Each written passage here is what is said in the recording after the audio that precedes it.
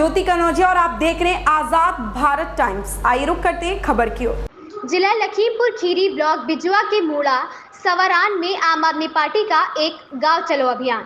जिला लखीमपुर खीरी ब्लॉक बिजुआ के मूड़ा सवरान में आम आदमी पार्टी का एक गांव चलो अभियान का विशाल जनसभा का आयोजन जिला अध्यक्ष आम आदमी पार्टी हासिम सिद्दीकी उर्फ सिद्दीकी जी लखीमपुर खीरी ने की। सभा में मुख्य अतिथि आम आदमी पार्टी के प्रदेश अध्यक्ष विनय पटेल एवं कई पदाधिकारी भी उपस्थित हुए। विनय पटेल जी ने गांव चलो अभियान के तहत कुछ खास बिंदुओं पे भी बात करते हुए लखीमपुर ब्यूरो शादाब देखा किस प्रकार से ये सरकार पूरे देश में लोगों को लड़ाने का काम करे, हिंदू को मुस्लिम से, सिख को ईसाई से, ईसाई को हिंदू से, हिंदू को मुस्लिम से, पूरे देश में नफरत की एक जो फैक्ट्री बनाई गई है उसको चलाने का काम कर रही है।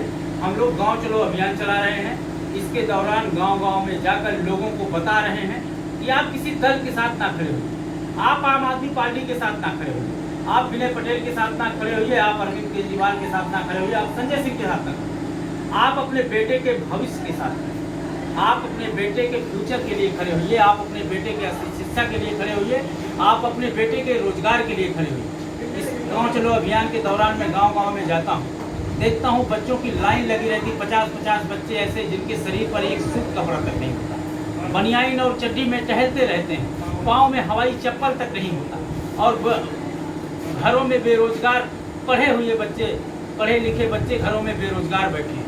सरकार के पास ना नौकरी है, सरकार के पास ना भोजन है, सरकार सिर्फ 5 किलो राशन पर लोगों को गुमराह करने का काम कर रही है।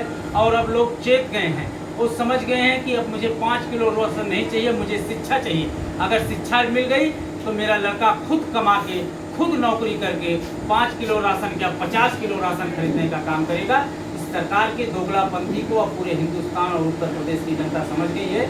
आने वाले चुनाव में आपको एक नया बदलाव देखने को। एक राजा था हमारे देश में। आज की डेट में जो मोदी सरकार है वो कैसे काम करती है, एक कहानी, छोटी सी कहानी सुनाऊंगा आपको, और इस कहानी से आप समझ जाएंगे कि हमारे देश की सरकार कैसे काम कर रही है। एक देश का राजा था और उसके राज्य में, कहानी को थोड़ा ध्यान से सुनिएगा मेरे दोस्तों। एक देश का राजा था और उसके राज्य में एक रोटी बेचने वाला, यानी कि दुकान में खाना बेचने वाला व्यापारी रहता था।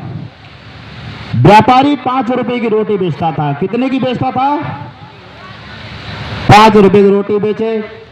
एक दिन उस व्यापारी को लगा कि रोटी महंगी करनी चाहिए, तो राजा के पास गया और राजा से बोला कि महाराज ये रोटी का रेट बढ़ाना है, अब इसको 10 रुपया करना है।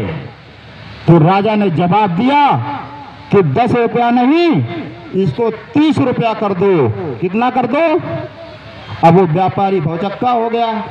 अब उसको खुद नहीं समझ में आ रहा कि 30 रुपया कर देंगे तो लोग खाएंगे कैसे।